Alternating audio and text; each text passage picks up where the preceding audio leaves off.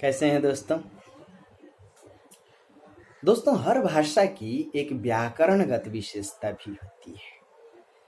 व्याकरणगत विशेषता को ही रूपगत विशेषता कहते हैं। व्याकरण भाषा का रूप ही होता है।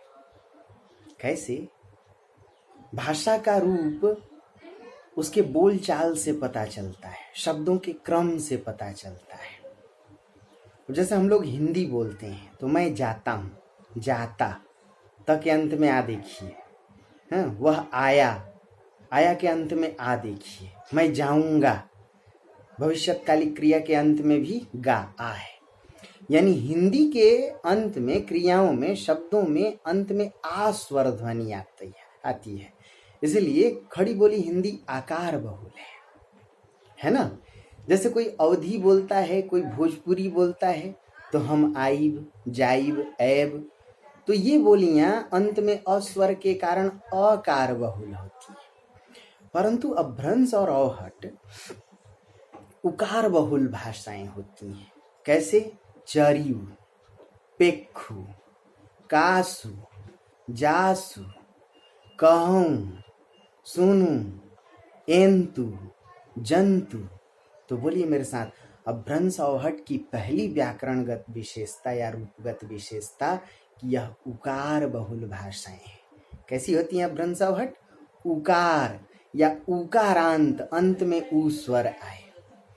दोस्तों, हर भाषा के व्याकरण में संज्ञा, सर्वनाम, क्रिया, विशेषण आदि आदि की चर्चा की जाती है। तो याद रखिए, चाहे कोई भी भाषा हो, उसमें संज्ञा के लिंग रूप होंगे, संज्ञा के वचन रूप होंगे। लिंग संस्कृत में 3 व्यवस्था में बंधा हुआ था: स्त्रीलिंग, पुल्लिंग, नपुंसकलिंग। लेकिन अभ्रंश औहट के आते आते संस्कृत के बाद ये बहुत बात भाषाएं आई, पाली, प्राकृत, अभ्रंश, तब जाकर के औहट। तो अभ्रंश औहट में नपुंसक लिंग की व्यवस्था नहीं देखी गई, संज्ञा के 2 ही लिंग रूप देखे गए, स्त्रीलिंग और पुल्लिंग। ऐसे ही दोस्तों, संज्ञा के वचन रूप भी होंगे। संस्कृत में 3 वचन की व्यवस्था थी, एक वचन, द्विवचन, बहुवचन। परंतु अभ्रंश और औहट के आते आते यह द्विवचन समाप्त हो गया, मात्र 2 वचन रह गए, एक वचन और बहुवचन। परंतु क्या द्विवचन के लिए कुछ आया या नहीं आया? क्या उसका कोई प्रतिस्थापक रूप देखा गया या नहीं देखा गया? तो देखा गया। द्विवचन के लिए संख्यात्मक प्रयोग आया। जैसे आज हम लोग संस्कृत को कभी कभी पढ़ते हैं या बचपन से पढ़ के आए, तो बालकः, बालकौ, बालिका, द्विवचन में बालकौ। लेकिन जब हम हिंदी का प्रयोग करते हैं तो उसमें कहते हैं 2 लड़के, एक जोड़ी का बड़ा।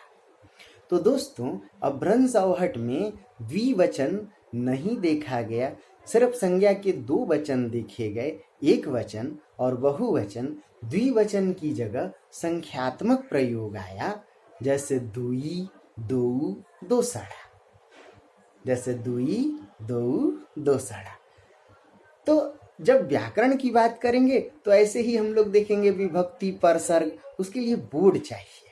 मैं उम्मीद करूंगा कि ये बोर्ड की व्यवस्था जल्दी होगी, उस पर हम लोग देखते रहेंगे। लेकिन फिर भी आप सुनकर बहुत चीज़ों को समझ सकते। इनको सुन के धीरे धीरे वीडियो को पॉज दबा करके शब्दों को सुनकर उनको कॉपी पे लिखिए और फिर पूछिए।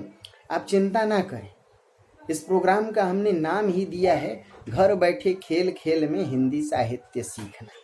चाहे वो जेपीएससी हो, चाहे वो यूपीएससी हो, यूपीपीसीएस हो या बीपीएससी हो। ढेर सारी शुभकामनाओं के साथ अरविंद मिश्रा आपको अभिवादन करता है। आपका नमस्ते।